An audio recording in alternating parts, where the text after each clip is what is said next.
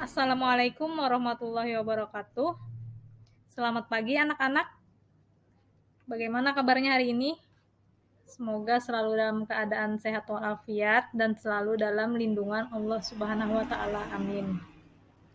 Nah, hari ini kita kembali lagi dalam mata pelajaran fikih mengenai materi ketentuan makanan halal dan haram. Nah, Ibu harap kalian menyimak dan mendengarkan penjelasan dari Ibu dengan baik karena materi ini sangat penting dalam kehidupan kita sehari-hari. Nah, materi ini harus kita terapkan dalam kehidupan kita sehari-hari. Baik, langsung saja ke pembahasan.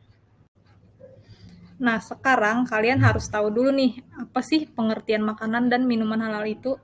Makanan halal adalah makanan yang dibolehkan syariat Islam untuk dikonsumsi, kecuali ada nas Al-Quran atau hadis yang mengharamkannya. Dengan kata lain bahwa semua makanan baik berupa tumbuh-tumbuhan, buah-buahan, binatang, dan lain-lain itu pada dasarnya adalah halal dan baik atau thayyib, kecuali ada dalil yang menyebutkan bahwa makanan tersebut haram hukumnya untuk dikonsumsi. Allah Subhanahu wa taala berfirman dalam Quran surah Al-Baqarah ayat 168 yang artinya, "Hai sekalian manusia, makanlah yang halal lagi baik dari apa yang terdapat di bumi dan janganlah kamu mengikuti langkah-langkah syaitan karena sesungguhnya syaitan itu adalah musuh yang nyata bagimu." Kemudian ada firman Allah Subhanahu wa taala dalam Quran surah Al-Maidah ayat 88 yang artinya, "Dan makanlah makanan yang halal lagi baik dari apa yang Allah telah rezekikan kepadamu dan bertakwalah kepada Allah yang kamu beriman kepadanya." Nah, jadi berdasarkan kedua ayat tadi jelas bahwa makanan dan minuman yang dikonsumsi oleh seorang muslim itu hendaknya memenuhi dua syarat, yaitu yang pertama halal dan yang kedua baik atau thayyib. Nah, halal itu artinya diperbolehkan untuk dikonsumsi dan tidak dilarang oleh hukum syara. Sedangkan baik itu artinya makanan atau minuman yang sehat, bergizi, mengandung nutrisi, dan bermanfaat bagi kesehatan kita. Nah, selanjutnya, halalnya suatu makanan atau minuman itu harus meliputi 3 hal, yaitu yang pertama halal karena zatnya makanan atau minuman itu sendiri, yang kedua halal cara mendapatkannya, yang ketiga halal karena proses atau cara pengolahannya. Nah, halal karena zatnya makanan atau minuman itu sendiri artinya makanan itu terbuat dari bahan yang halal, tidak mengandung unsur-unsur yang diharamkan menurut syariat Islam. Yang kedua, halal cara mendapatkannya, maksudnya sesuatu yang halal itu harus diperoleh dengan cara yang halal juga. Makanan atau minuman halal, tetapi cara mendapatkannya tidak sesuai dengan hukum syara, maka menjadi haram makanan atau minuman tersebut, seperti yang diperoleh dengan cara mencuri, merampok, atau menipu, dan sebagainya. Nah, yang ketiga, yaitu halal karena proses atau cara pengolahannya. Nah, maksudnya selain cara pemerolehannya harus dengan cara yang halal, maka cara atau proses pengolahannya juga harus benar. Contohnya seperti hewan kambing, ayam, sapi. Nah, jika disembelih dengan cara yang tidak sesuai dengan hukum Islam atau menyembelih dengan tanpa menyebut nama Allah, maka dagingnya menjadi haram. Atau makanan atau minuman yang proses pengolahannya dicampur dengan bahan haram seperti lemak babi, maka makanan atau minuman tersebut menjadi haram. Nah, kemudian jenis makanan dan minuman yang halal. Apa sih jenis makanan dan minuman yang halal itu? Nah, yang pertama, semua makanan dan minuman yang tidak diharamkan oleh Allah dan Rasul-Nya. Yang kedua, semua makanan yang baik, tidak kotor dan tidak menjijikan. Dan yang ketiga, semua makanan yang tidak memberi mudarat, tidak membahayakan kesehatan jasmani, dan tidak merusak akal, moral, dan akidah. Nah, apa sih manfaat dari mengkonsumsi makanan dan minuman yang halal ini? Nah, yang pertama kita akan mendapatkan ridho Allah Subhanahu wa Ta'ala karena telah menaati perintahnya dalam memilih jenis makanan dan minuman yang halal. Yang kedua, menumbuhkan akhlakul karimah atau karakter positif dan terhindar dari akhlak mazmumah atau karakter negatif. Yang ketiga, menjadi sumber tenaga atau energi positif. Setiap makanan dan minuman yang telah dikonsumsi akan berubah menjadi tenaga yang digunakan untuk beraktivitas sehari-hari seperti belajar, berolahraga, dan beribadah kepada Allah. Yang keempat, terjaga kesehatannya, karena setiap makanan dan minuman yang telah dikonsumsi bergizi dan baik atau thayyib untuk kesehatan tubuh. Nah, yang kelima, menjaga akal dan hati seseorang. Mengkonsumsi makanan dan minuman halal akan berpengaruh positif pada pikiran dan juga hati seseorang. Selanjutnya, rizki yang diperolehnya membawa berkah dunia akhirat, serta mendapat perlindungan dari Allah Subhanahu wa Ta'ala. Selanjutnya, membawa ketenangan hidup dalam kegiatan sehari-hari, dan itu tercermin kepribadian yang jujur dalam hidupnya. Nah, selanjutnya pengertian makanan dan minuman yang haram.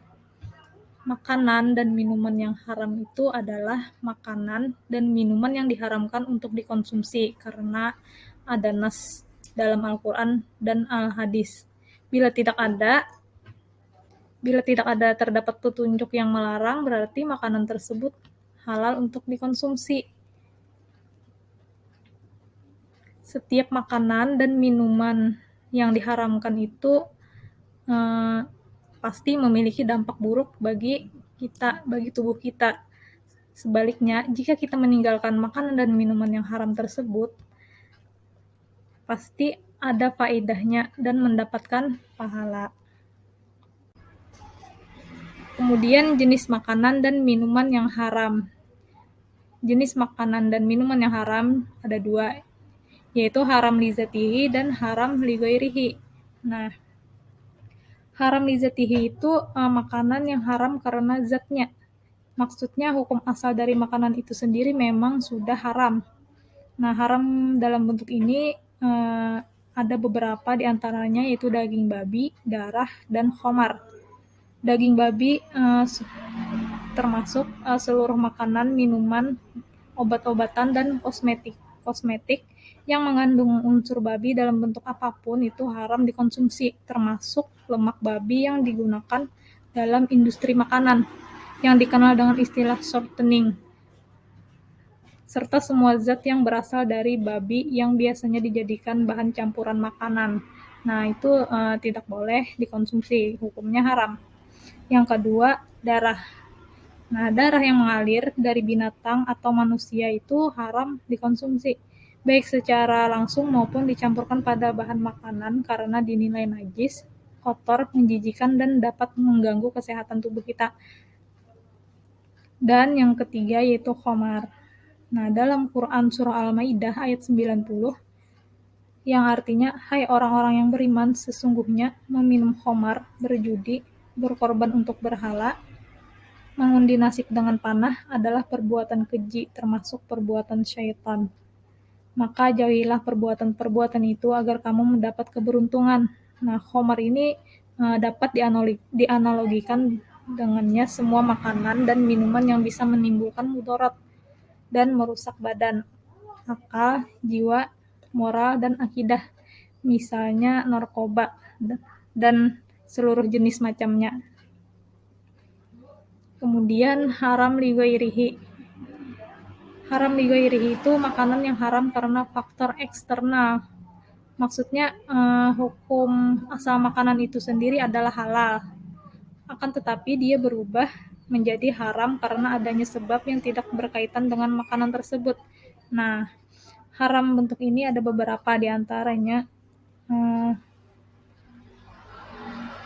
yaitu bangkai.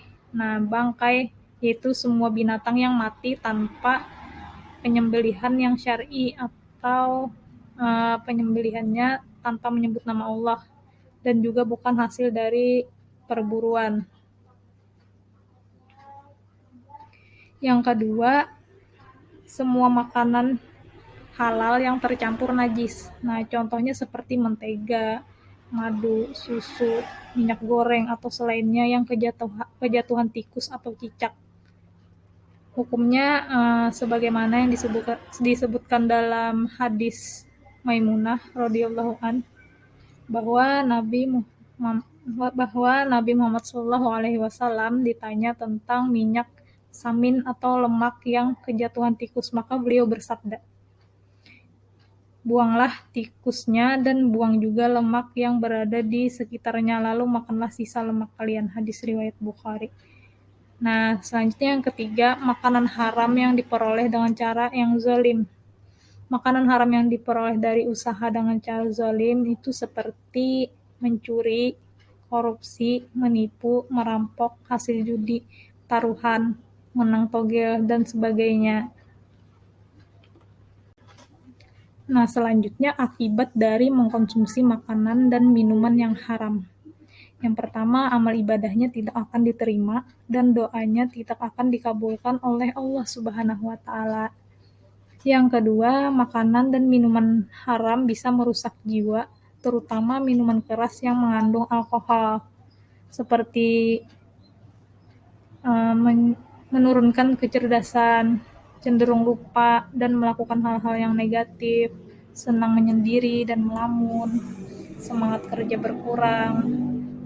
Makan dan minuman yang haram dapat membahayakan kesehatan kita. Nah, jadi jangan sekali-kali kalian coba-coba untuk mengkonsumsi makanan atau minuman yang haram, apalagi